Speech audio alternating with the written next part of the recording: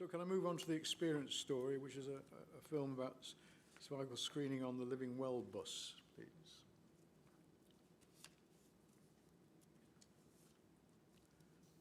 The Living Well service offers drop-in cervical screening appointments to women who are due or overdue their appointment, making it easy and convenient for them to be screened. When I arrived at the Living Well bus, I was greeted by one of the specially trained nurses. I was asked about my screening history and any concerns that I might have. It was a safe and comfortable environment, and once everything was in order, another nurse guided me into a private room and in a screened off area where I could have my test. The procedure itself only took a couple of minutes, and the nurse made it clear that although it could feel a little uncomfortable, it shouldn't be painful, and it wasn't. And that I could also stop the procedure myself at any time if I felt uncomfortable. Once it was all done, the nurse told me what I should expect, how I would receive my results, and whether I want them sent to my home or to the GP practice. The whole process itself only took around 15 minutes, and I'm really glad that I came along today. It's a great service. The staff were brilliant throughout the whole procedure and did a lot to reassure me and make sure that I was comfortable. I highly recommend and encourage all women to take up the offer if you're due or overdue your smear test. So you can find out more about where the Live Well bus will be and the timetable and other services on the Cheshire and Wirral Partnership website.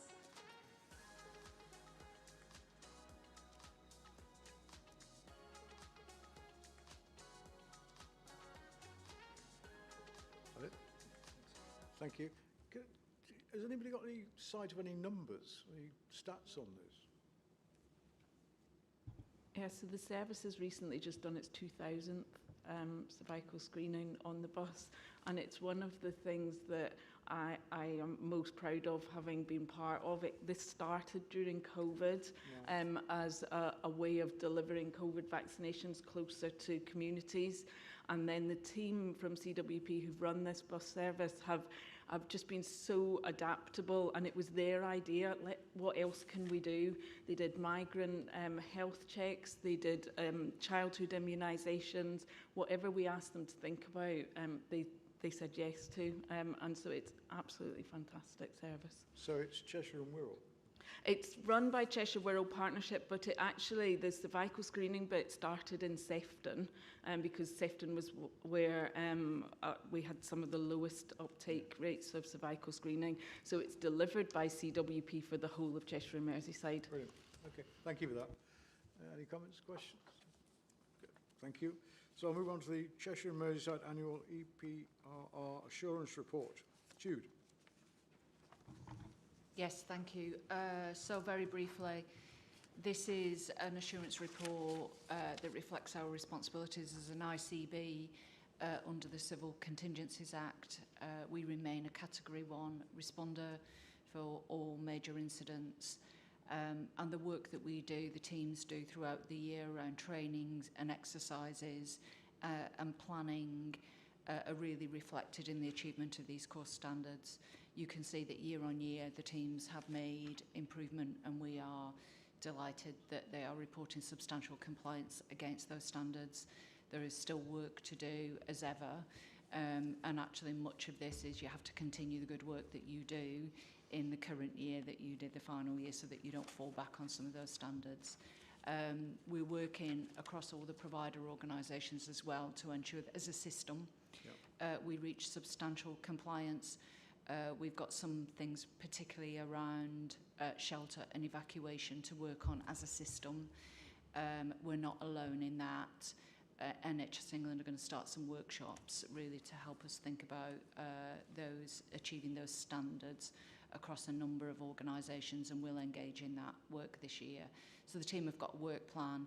We'll drive the delivery of that work plan through the LHRPs, both for the Cheshire patch and for the Liverpool patch, and hopefully continue to sustain the work and the compliance that we've got. Thank you very much. Any questions, comments? Oh, Mike. If I understand correctly, this is one of the areas of work that under the new model ICB arrangements will eventually move to NHS England. but can you just clarify that? Because it seems unclear from reading the guidance what's going to happen here, which suggests to me it could create some significant risks if we don't have that policy clarity to operate within. Jude? Yeah, thanks, Mike. That is correct. It is part of the do-wants. I'm attending a meeting tomorrow with colleagues across the region on that. I think there's a lot to work through. So certainly in the proposals that have come forward tomorrow, there's a real question about what's the relationship to the AEO that sits within a system and the accountabilities that the AEO holds. So how does a single team support that in different across different ICBs?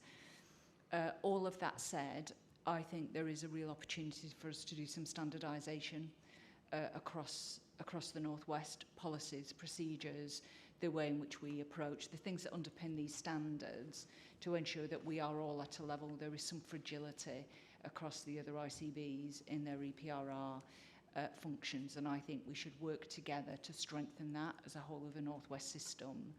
And so, if nothing else in the do-want space, actually strengthening the whole approach, getting some standardised policies, practices and procedures is a minimum requirement. But I won't be advocating that we make changes unless we're really clear about that support locally is maintained and our ability, my ability to deliver my accountabilities as the AEO. I think it falls into that category of one of those we're still working out how this is actually going to work. And as we've said before a number of times, it may not end up as originally prescribed, but who knows at the moment. So, but we're on. The main thing is we're on top of it and we know what we've got to do. Thank you very much. And we're happy. Move on to 5-year clinical and strategy commissioning plan. Claire and Fiona. Yeah, thank you. I'm going to start and then I'm going to hand to Fiona. So I'm pleased to present to board our 5-year strategic commissioning, our clinical and strategic commissioning plan, apologies, and our population health improvement plan. So these documents set out our commissioning and service ambitions and priorities for the next 5 years. They do deliver the NHS England medium-term planning guidance as well. So we've developed a high-level plan, which you can see in the slides, which set out how we're going to work differently, how we move forward with partners and stakeholders, how we develop ourselves as strategic commissioners, building our capability and capacity to be more innovative and creative in our commissioning. I think that's something we've discussed in private and in public board, and support the wider ICS to be part of that commissioning community. The plan is built on a detailed integrated needs assessment underpinned by Altogether Fairer. So the case for change encompasses what our residents have told us, population needs assessment, quality, demand and capacity, our information from our NHS providers and finances. We have 7 key priorities. We could have had a lot more, but these have been chosen through that needs assessment, and they do talk to all of our partners' priorities, ambitions, and they will help us respond to the national service frameworks. So the strategic commissioning plan does incorporate our clinical strategy. We're not going to have a separate document or a separate approach, because our view is that we're fully integrating our care priorities in one document. So Fiona, do you want to just pick that up? Yeah, thanks, Claire. We did, at various points over the last few years, we've talked about needing a commissioning strategy, needing a clinical strategy, but we're not a provider of clinical services particularly. What our clinical challenges are what we need to fix with our commissioning plan. So it just made a lot of sense for Claire and I to do this together, and it is the new integrated way of working that as an exec team that we're really keen to not work in silos and to work as a single team, which I think this plan will support us to do. As Claire said, it's very much based on our needs assessment. It's based on the clinical needs of the population. And the areas that we've picked are obviously areas of clinical need, often because they are very deep-seated, wicked problems that as a system we've been trying to fix for a long time. So maternity services is a good example of something that we've been trying for a long time to sort out. There are also things, the neurodiversity, for example, challenges that are relatively new challenges, but are really significant financial challenges, as well as services where we can provide better clinical care and get to better clinical outcomes. We think that the priority areas that we've picked are also very much aligned to the provider blueprint that the provider collaborative have produced, and very much aligned to the plans of our local authority colleagues as well, addressing the same problems and challenges that every bit of the system has. The single approach has been very much supported by our colleagues in local authority and in the providers as well. Okay, thank you. So we have engaged, in developing the plan, we've engaged with a huge range of individuals and organisations. So thank you to everyone who's been involved in that. And since we shared it with board in February, before it had to go off to NHS England, we've had a huge lot of feedback from organisations and colleagues, which we have included in this version. So we're still getting feedback, which is great. So we're just iterating it slightly as we go along, and then hopefully in the next week or two we'll formally, subject to board approval, publish it on the website, because that's the right thing to do. So as well as the high-level plan, we have a very detailed population health improvement plan, which Ian and colleagues have led, and this outlines our detailed commissioning intentions for the next 5 years. Years 1 and 2 are more detailed, but I think we have got some plans for the future. It looks at the life course, which is obviously fits well with local authorities as well as providers. So hopefully you can see the amount of detail within that. We've also attached in Appendix 3 a draft outcomes framework focusing on the top 7 priorities. So that begins to give some sort of grip to how we're going to sort of performance manage and assure ourselves that we're making progress on delivering the plan, because that's the most important thing.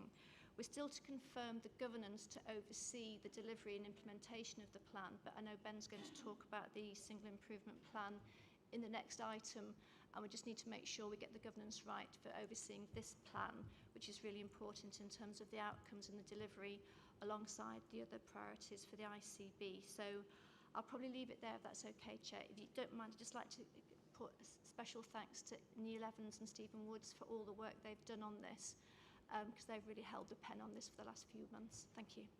Thank you. Please pass on our thanks to them as well. Thank you. Would you mind? Any questions, comments? Sue?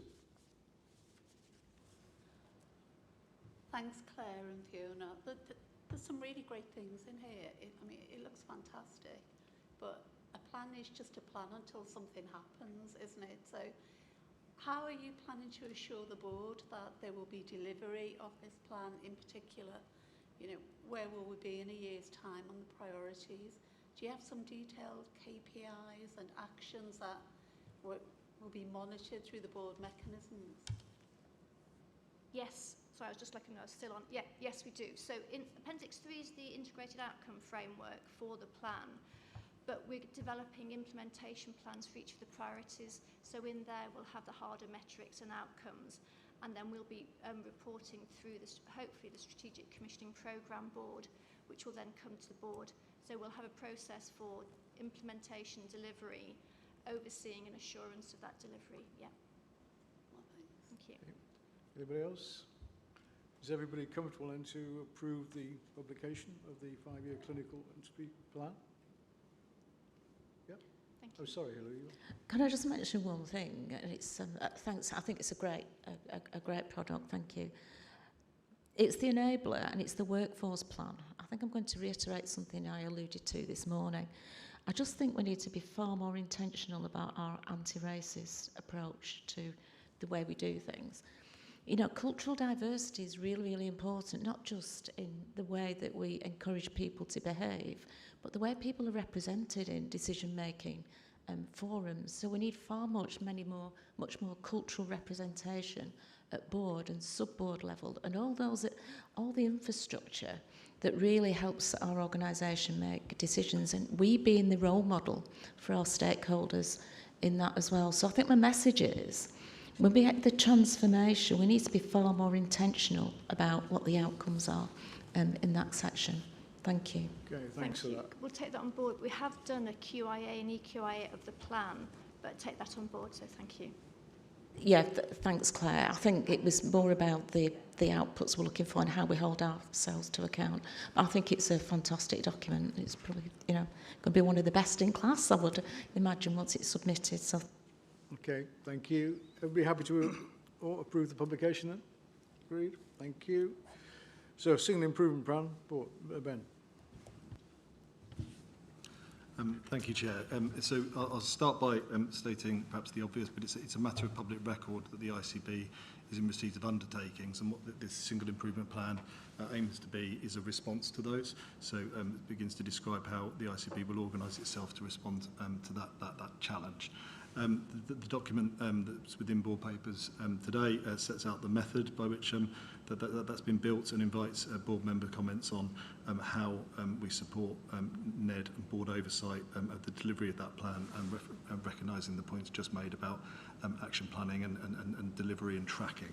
And Claire's quite right to point out there's a key link between this document and the strategic commissioning plan that the board's just endorsed, and indeed there's some parallel references between both documents.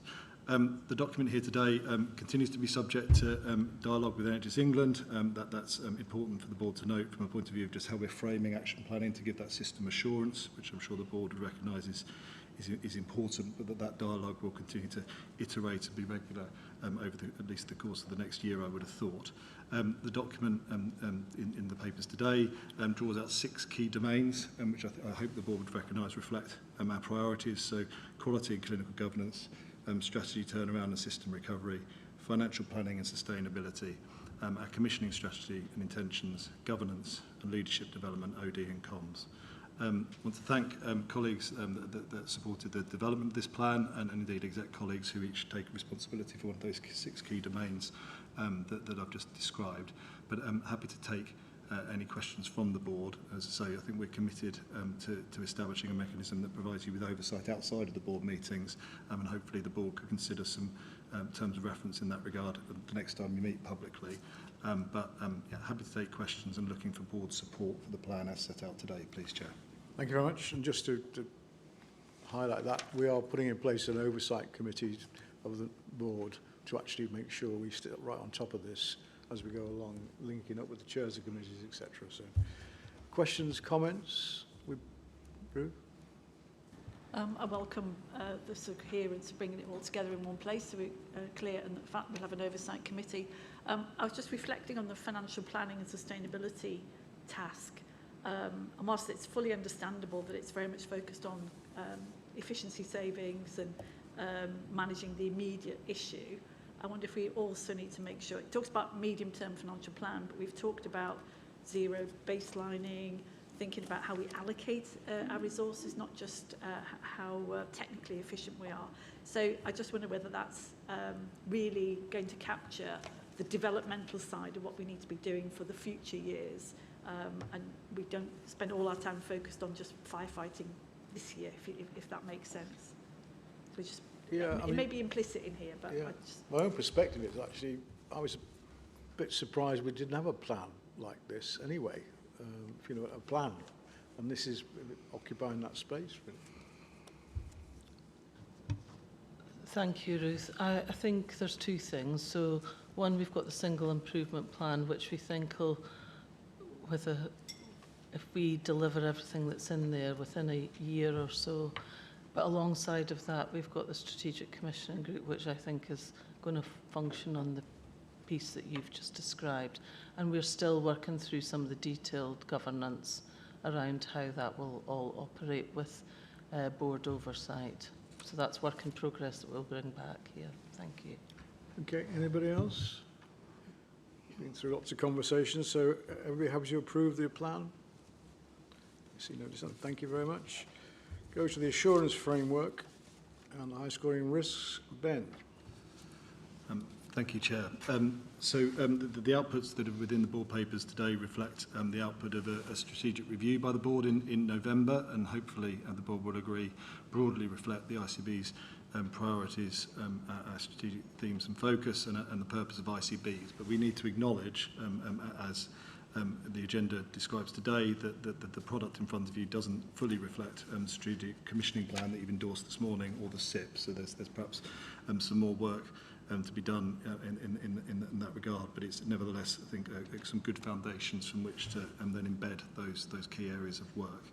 The board today is asked to reflect on the document and consider whether the risk scores and controls are accurately reflected, to give the board assurance that we're controlling that risk profile. But I think it would be fair to reflect and share with the board that through some of the committee discussions, what we have picked up is that there's, I think, more work to do in that respect, in terms of fine-tuning, making sure that we're adequately describing the controls and a trajectory towards safely managing the key areas that this focuses. But I would also draw the board's attention to that when you considered this in November, you endorsed a 3-year approach. So again, that will necessitate quite a long time horizon from a point of view of managing the issues contained within the report. So there are 8 BAF priorities reflected today, but as said, there may be some further reflection we can do as we establish the governance on the SIP and the strategic commissioning plan. Moving on to the high score risks, these reflect an aggregate view of, I think, the issues that perhaps have been concerning the board over the last year, and place-based activities. So they cover infrastructure, service access and fragility, capital and finances, quality safety, the extent to which we're fulfilling our statutory duties, and a number of risks related to all-age continuing care, and some specific actions related to East Cheshire. So from my perspective, that's quite a good coverage from a point of view of issues that have been warranting the board's attention over the last period. I'm happy to answer any questions, take any feedback from the extent to which the board feels assured or otherwise. In that regard, I'm sure colleagues equally would be happy to contribute with regards to VAF that fall within their portfolio. I would just want to conclude by saying that there's a wee bit more housekeeping to do as we progress through management change, which I think the board would recognise. And I also just want to thank my colleagues, members of the team, Gavin and Stephen, who've led on this work, which I think is very, very helpful for the board. But so it's here for endorsement and feedback and any comments with regards to the extent of assurance and controls. Thank you, Chair. Thank you. Mike, any specific comments from you? No? Tony? Yes. For me, Chair, one of the strong points in the VAF is the underlying principles, and it sets 5.2, which is our risk appetite. And we've not changed that at all over time, even though we considered frequently should we now change it. But for me, it's still an extremely solid basis for the assurance framework, quoting, the ICB has no tolerance for safety risks that could result in avoidable harm to patients, and we will not accept risks that could materially damage trust and relationships with our partners. Those are 2 very strong elements there that I think form the core of our relationship with patients and with partners. So in that sense, the founding elements of the VAF are very strong. Good. Sue, any perspectives from your end? No? Sorry, this is really loud, of course. Any perspectives from your end? Sorry, I shall project on this, on the risks. No? I didn't hear the issue properly. Right, so we're just looking at the broad assurance framework. I was just wondering from a finance perspective if you had anything to add to the comments you've made already. I think there is something to pick up this issue about failure to redesign the way we use our finances means that we're not going to deliver on our objectives. So I think it would be worth looking at in the light of that. Okay. Thank you. While I've got the mic, could I also just pick up on the high-scoring risks? I mean, I'm not disputing that women's services in Liverpool have some risk at the moment, but we've got 4 of those. You put your mic on. 4 of the risks on the high-scoring risks all relate to women's services. And I wondered, is that proportionate? While I accept there is some risk, I don't know if it gives a disproportionate view of the risk level amongst all of the other risks within the ICB.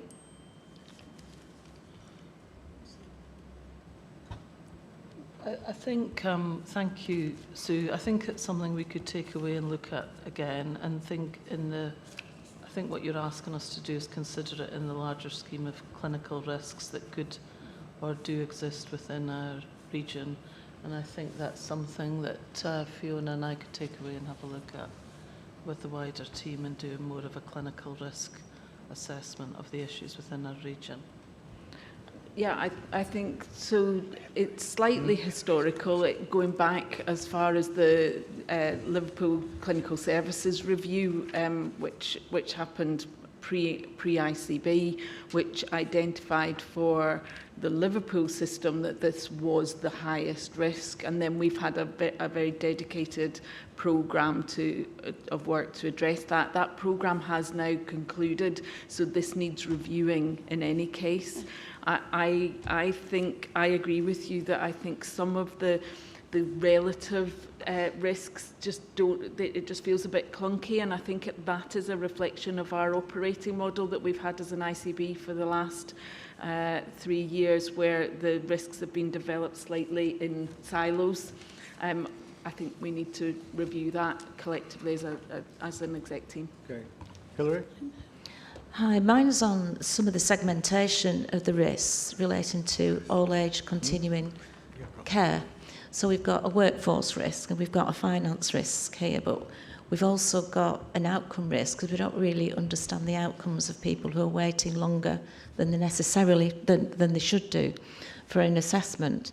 But this team also oversee individualised care packages that sit outside all age continuing healthcare. And I'm just wondering whether, as quality committee, we should look at this in the round so we have one holistic risk that looks at all those elements, because everything seems to be conflated in one big problem, and we have a refreshed view and approach to this so we can bring that back as a more rounded risk.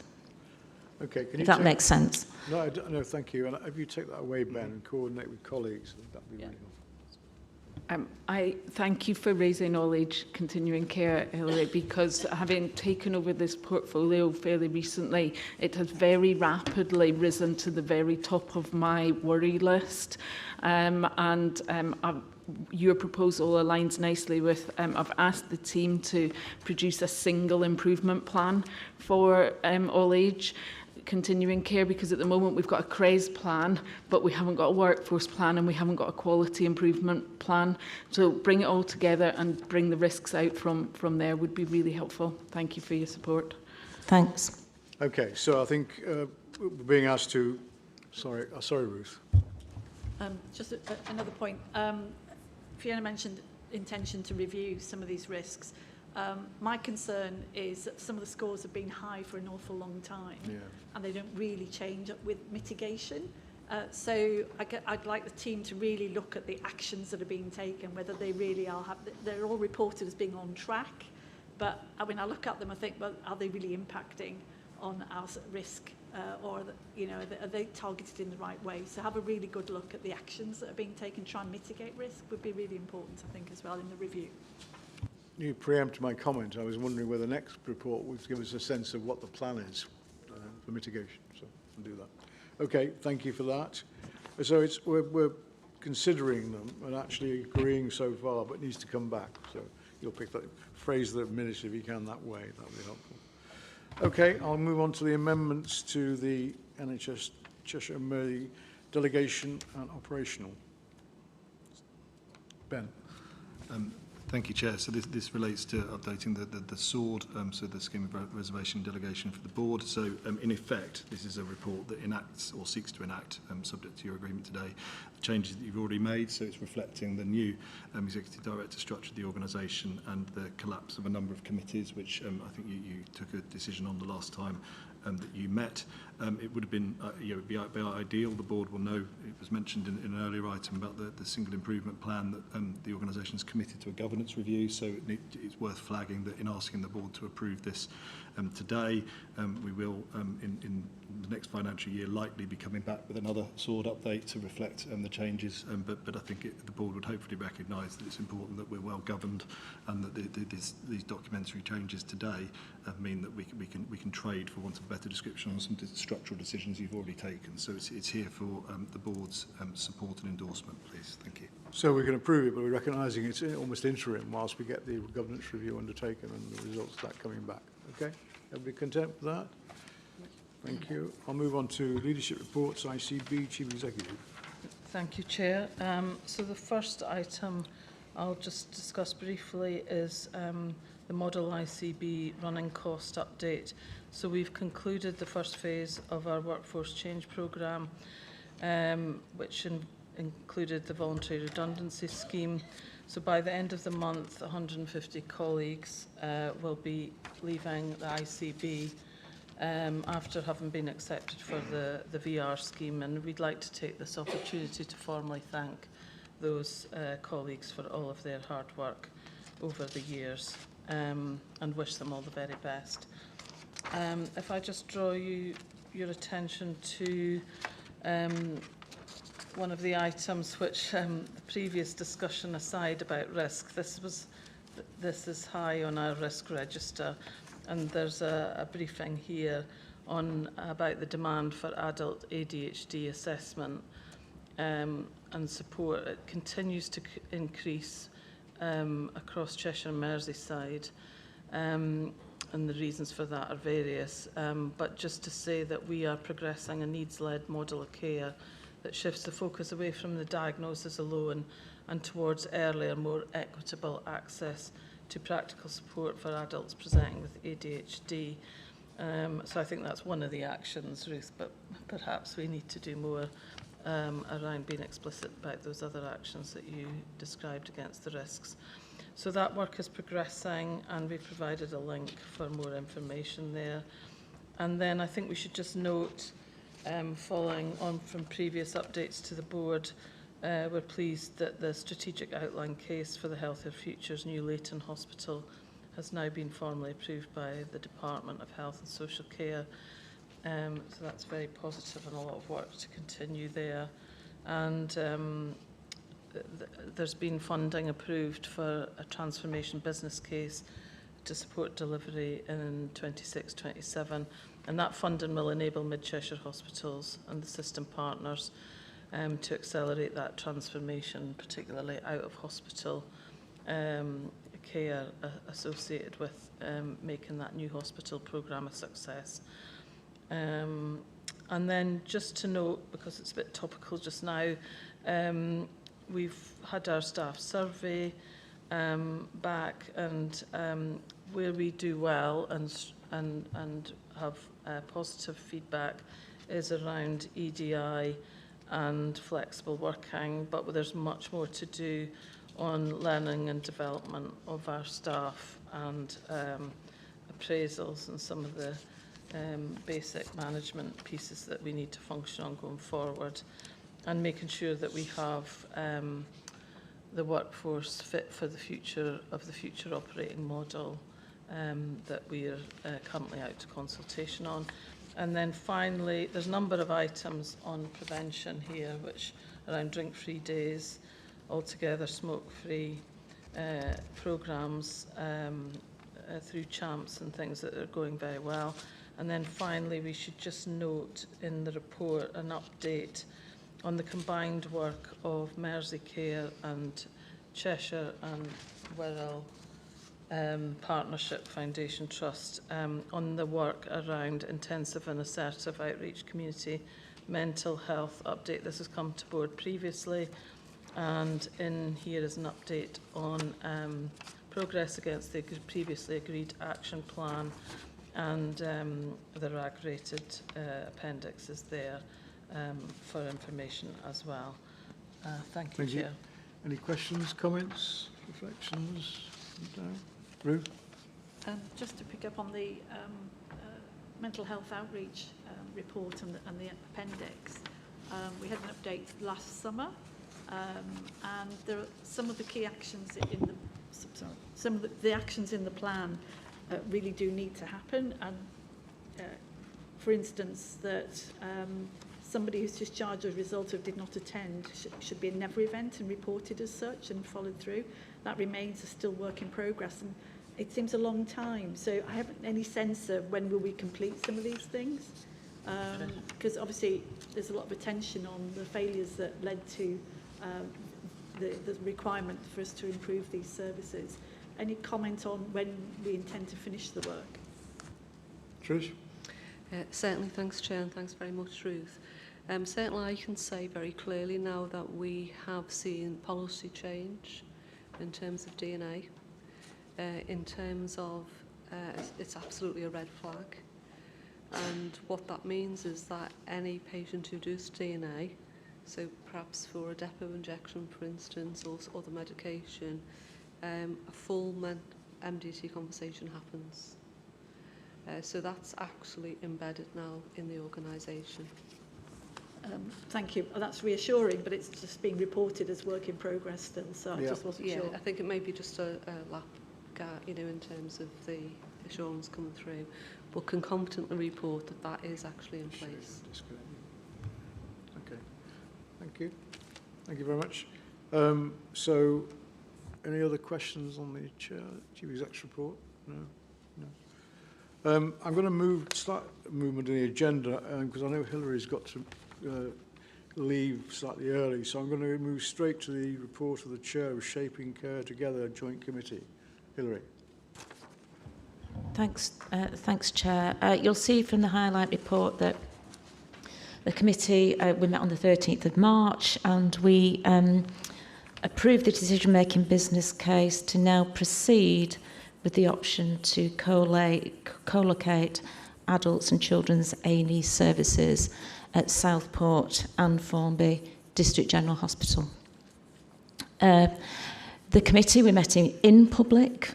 We had approximately 1,000 residents, elected members, and the local press that was in attendance. And the committee acknowledged and was very clear right at the beginning that there was a degree of sensitivity relating to moving children's A&E from Ormskirk to the Southport and Formby geography. But we also welcomed the scrutiny with associated recommendations from the Joint Overview and Scrutiny Committee, and they were debated and addressed during a very detailed presentation and conversation that followed thereafter. The formal response from the Joint Committee, Overview and Scrutiny Committee are published with the Shaping Care Together committee papers. You'll see from the highlight report that the level of assurance we required and we received by the committee is outlined there in front of you. So what happens now? Well, the programme board will now progress the business case with, well, via NHSE, using the due process that hopefully will take them to seek final approval via the Department of Health and Social Care. But meanwhile, both ICBs will continue to work on improving urgent and emergency care services as part of our respective planning processes, ensuring that our neighbourhood plans play a key role in providing local services, local appropriate services in our respective geographies. So the programme board also assured the committee that work with the public, stakeholders and the Joint Scrutiny Committee will continue as the next phase of development takes place and as the work progresses, as we speak actually, to work on the recommendations, the mitigations associated with the recommendations that came from the Scrutiny Committee, but also through the public consultation as well. So the highlight report is here for noting. Thank you. Thank you. Questions, comments? Can I just thank you, Hilary, for all the sterling work on this? I know it's been quite a journey on it, but thank you for you and all your colleagues involved in it. Yeah, and thanks to Claire, as executive lead, and for Matthew Cunningham as well, because it's not easy bringing two ICB boards together. So thanks, Claire, and extend your thanks to your team. Good, thank you. So I'll move on to ICB and System Finance Report. Becky? Thank you, Chair. So you recall at the last meeting when we talked about the month 9 financial position, that the system was looking at a mid-case deficit of approximately 335 million and a best case of 244 million, and that was against our control total of 178 million. And we were going through a process with NHS England to agree control totals as part of a forecast change protocol for the end of the financial year. So the conclusion of those conversations with NHS England, with us and all of the providers, was that the system had agreed a control total for the end of the year of 290 million. So it's kind of in between those two mid and best case scenarios. So at month 11, the ICB itself is reporting a surplus of 16 million and is expecting to deliver its control total of a break-even position. We have still continued to see pressures in prescribing, ADHD, acute activity and all-age continuing care, but we've been able to manage those within the control total we've had agreed. For the system was reporting a deficit of 271 million and again is on track to deliver the control total overall of 290 million for the year. There has been a key change from a provider perspective since we reported month 9, which relates to the deficit support funding. So this is the additional funding that was given to providers at the start of the year, subject to agreeing those control totals and delivering those during the year.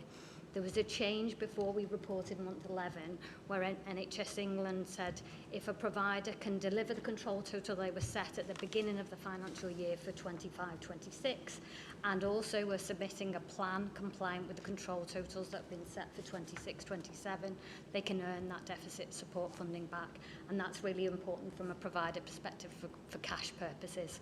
So for 3 of our providers, they were able to earn back their deficit support funding for the year, and that resulted in an extra £55 million worth of cash being brought into the system. There is still a potential that there might be a further provider who's able to access that before the end of the year. Won't help them with cash now, but it will help them with their financial position reporting. So you can see from the report that from a cash perspective, the cash requested by our providers in terms of distress cash was around 350 million. The final confirmed cash required for the end of the year, which wasn't in your report, but was confirmed last week, was 231 million. So that has reduced from the requests because of that additional cash that was received for those 3 providers. And the cash that if the 4th provider receives it will help them into the next financial year. So that was okay. Thank you. Any questions, comments? No. Are we comfortable accepting that report? Thank you. Sue. I'll take my report as read for the January and February meetings of the Finance, Investment and Contracting Committee. We have mostly been engaged in the development of the plan for the new year,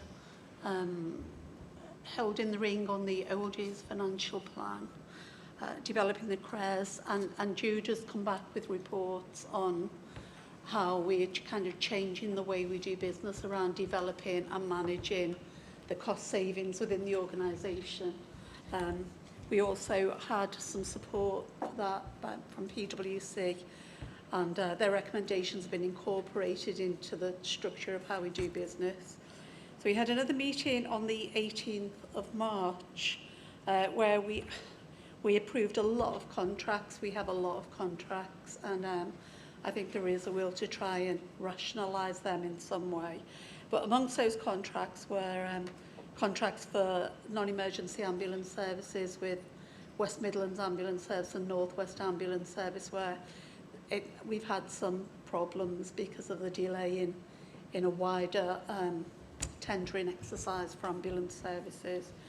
We were also able to approve financial support to 9 providers for MARS and voluntary redundancy schemes within our revised year-end forecast. So we approved 7.5 million, which will secure 9.6 million annually from staff savings. Great, thank you very much. Any comments, questions? No? And can we agree the recommendations to approve the amendments to the committee's terms of reference as well, please? Yes. Everybody happy? Thank you. Integrated performance report, Jude. Thank you. I think the first thing to say is to seek permission from the board to have a relook at the IPR document. I'm a few months in now, and it contains a lot of information in it, but sometimes it's a little bit difficult to see exactly the priorities that we're focusing on. And I think it talks to some of the conversation that we've just had about the 5-year plan, how we focus on those key priorities, what are the KPIs that we're tracking as we go through this year. So I think my first request for the board is for permission to relook at that with some NEDs who would want to be included in that review if possible. The second thing to say is, in relation to that, I think we need to have a greater focus on workforce elements. We've talked a bit about that again today, particularly equity, diversity and inclusion in what we look at going forward, and how we strengthen that view on community services to support the neighbourhood model and left shift. We can't see a lot of community and neighbourhood metrics included in this IPR, and I think we need to agree what they are as we step into the delivery of the 5-year plan. That said, this is, I guess, a year-end report card, if you like. There are still some metrics that are lagging as we get to the end of the year. But if you look at it, there are some positives in it. You know, there are some things that, if you look at the data over time, the ICB is significantly and providers improved the position. That said, there is quite a lot of work still to do with a number of metrics that are just demonstrating that normal variation, and that goes back to what's our ambition on some of those things. Are they the right priorities for us? And as we kind of triangulate that with the BAF risks, are we focusing on the right actions that shift the indicators? Just a couple of things in relation to those nationally mandated standards, because they have been a focus. We talked about there are sprints at the last board meeting that are in play. On urgent and emergency care sprint, that isn't about the acute provider, even though it's measured in a 4-hour standard. That is just a reflection of how the whole system is working together. On urgent and emergency care, our February to March position has improved, and if you look at March, this time last year compared to this year, it's a mixed picture, to be honest, across providers, which demonstrates the work that we need to do. The providers that have got greatest distance from their plan are largely the Cheshire's acute providers in Cheshire, and so we'll be focusing with those organisations on the barriers to delivering. Some of those we're really clear about what they are and what we need to do. On planned care, the providers have done an absolutely sterling job, I have to say, with the sprint over the last couple of months. We're likely to report about 7 patients that will be waiting over 65 weeks in the system. There is a risk of up to 15 in that, but that's been actively managed, and in part there are some patient choice elements to those waits.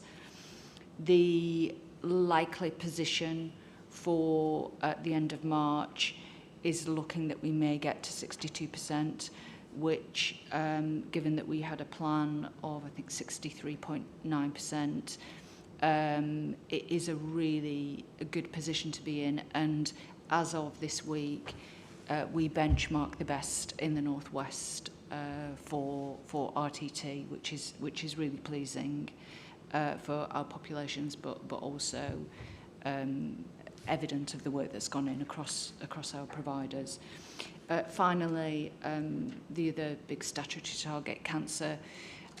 The performance is very lagging in cancer, but the indicators are that we'll deliver on those cancer standards in this year. And again, a really pleasing performance across the providers.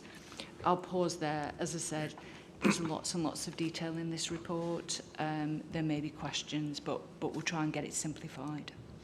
Thanks very much, and I fully support the idea of another look at this, because it feels like it's time for a real big refresh on it. Questions, comments? Anybody want to raise any particular issues? No? Okay, I'll move on then. Thank you. ICB Quality and Performance. Tony. Thank you, Chair. The first alert to the board regards old age continuing care mentioned already in the meeting. The committee has a regular quarterly update and this time we noted significant operational pressures, workforce challenges, and the ongoing reform work to improve. All age continuing care continues to experience very high demand, shown in deterioration in performance, which noted significant sickness absence, well over 10%, but also that the whole-time equivalent numbers have increased in the financial year by around 10%. The deteriorating performance principally relates to delays in assessment timelines and the emergence of case review backlogs. Fragmented data systems continue to hinder efficient working, but we noted that 7 out of the 9 place teams are now progressing towards a single system to improve data reliability and consistency. The committee recognised the need for financial control, however, raised the important points about the need to be more patient-centric in our reporting, looking at outcomes for patients and carrying out urgent improvement for those who have not yet had assessments. There was a priority decision made by the committee about a temporary pause in routine funded nursing care reviews, which was intended to relieve some of the workforce capacity pressures. We agreed only to a time-limited 6-month pause, registering a concern that urgent and on-demand reviews must continue and that emerging risks must be closely monitored. In conclusion, the committee supported a range of plans presented, especially prioritising OD support for all age continuing care staff, and importantly clarifying the causes of variation and our outlier status to inform future restructuring. I'll just mention very briefly the mental health improvement plan, which we also received and looked at in detail at the committee. Mentioned in the Chief Executive's report, we noted significant improvements and commended the joint working between Merseyside and Cheshire World Partnership to tackle this important issue. So that's my report, Chair. Thank you. We shouldn't forget Ruth's comments around the actual progress being made on some of the objectives that were identified. Any questions, comments? Everybody comfortable? I'll move on to Mike, please. We talked about there's a continuing theme that's come up through the audit committees throughout the year regarding the impact of organisational change and reduced capacity. And it's manifested itself in the discussion we had about the timetable for the production of the annual report and accounts this year. At the time of the meeting on the 3rd of March, we've still not got a national timetable to comply with, so, which may have an impact on the scheduling of audit committees and potentially an outside risk. It may impact on the scheduling of the board meetings as well, subject to getting clarification of what that timescale is. But that continuing risk remains there, and it's an issue that's come up in the Finance and Investment Committee as well. The second issue I wanted to bring to your attention is the Financial Governance Review, and we received an interim report on the progress of that work. And in particular, the non-executive committee members reflected on the challenges of the trade-off of timeliness here versus the need to ensure there's appropriate scrutiny from the non-executives of the governance work. And I think that issue remains a hot topic that we do need to resolve. The other items I'll take. Thank you very much. Any questions from the Audit Committee? Be comfortable. Thank you. Primary Care Committee, Erica. It's me, sorry, I can't hear. It's not so easy to hear. Sorry, Erica, Primary Care Committee. Project. The minutes and chairs report are there in front of you. There's only 2 quick items I just want to speak to you about. It's really to give reassurance to everybody in the room. It's a really productive space that we use to look at GP prescribing, just as an example for you. So in that room, we've got head of pharmacy, we've got medicines management, we've got all the contractor groups, which we've talked about earlier in primary care, and we've also got the LMC. It's very much focused on relationships. What more can we do? What more can we do? What are the current challenges, and what can we overcome? So I think it is really, really productive. It's a real priority to us. We focus on it, and there's a focus on pace, because I think we've got to get ahead of the game with it. So that's the first one. And the second one is the interim improved governance that we've put in place between 2 committees. So that's primary care and in finance. So everything that is agreed within primary care that is within budgets for both revenue and also capital goes straight into the finance committee as well. That's it. Thank you. Thank you very much. Any comments, questions? Thanks very much indeed. Agree with that. Chair of North West Specialist Commissioning Services, Ruth. Thank you. I'm providing a verbal update rather than a written report due to some difficulties we've been having with administrative processes. The committee is supported by the specialised commissioning team at NHS England, and our intention now is to standardise the approach that the 3 ICBs use to report back to their respective boards. It hasn't quite worked in that way, so apologies, it's a verbal report. I'll be brief. So this committee covers those specialised services where we commission it as a 3 ICB footprint, not the delegated ones that come to have been delegated to individual ICBs. So under alert, there were several quality of care incidents relating to infection control and renal dialysis, but none of which happened in Cheshire and Merseyside. There was mention of workforce and business continuity risks. These are evident both at the specialised commissioning function, who are also going through previous vacancy freezes and now obviously the similar processes to the ones the ICB is experiencing. So we'll need to see how that works out, but it's an ongoing risk. And then thirdly, the adult critical care transport service procurement, which some of you will recall was attempted and didn't go forward, continues to be an issue and continues to be explored, and there's a capital funding gap to support procurement, so that's still an ongoing issue that we haven't resolved. Under advise, there's very active work continuing on the development of the Office for Pan-ICB Commissioning, four-letter acronym being OPIC.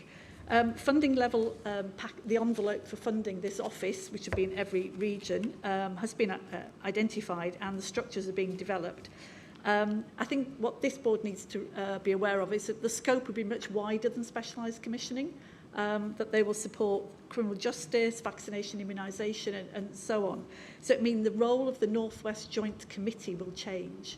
And the expectation is that the proposals will come to the committee by the end of the summer. And obviously the board will need to be cited on all of this. And the expectation is that the North West Joint Commissioning Committee will become the OPIC governing board from October 26 in shadow form in advance of starting in April 27. I also want to mention that a health inequality strategy was approved by the committee, and this is to be embedded in the approach to specialised commissioning. Thirdly, the neonatal critical care service review is well underway now. Staff are being engaged and parents and care engagement is also being initiated. A long list of options is currently being developed. And then fourthly, under advise, there is a concern that there are a number of what the word that was used was niche services, so very, very specialised services around the country where they're dependent on each NHS body funding maybe 2, 3, 4 cases a year.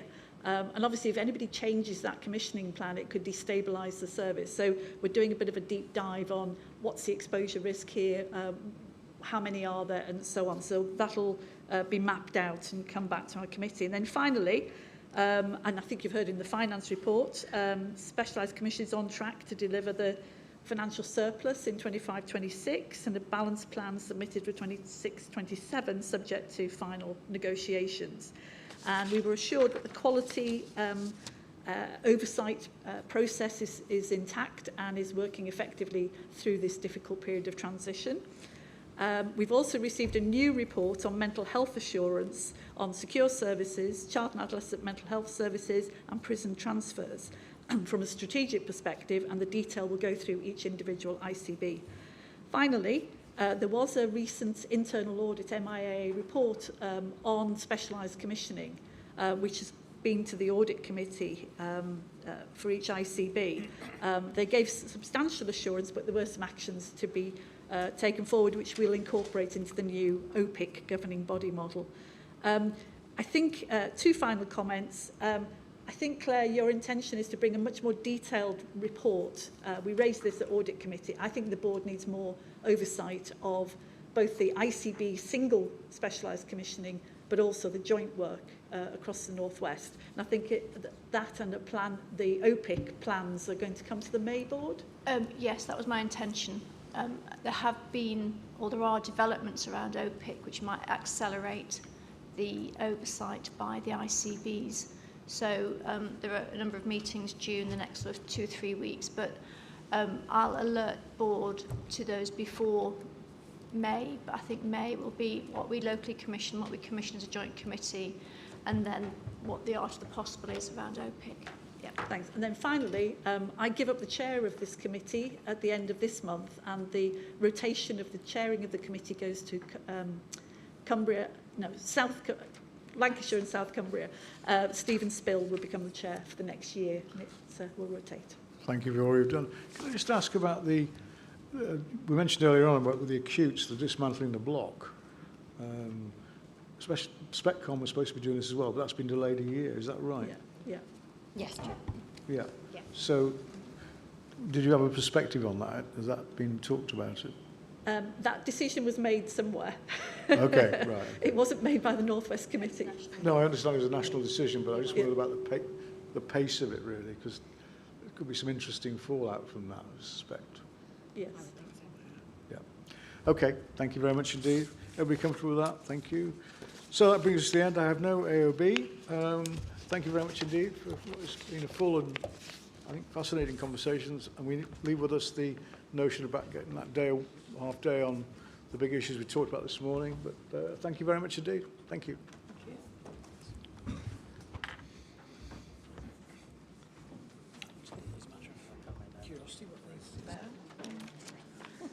I don't know whether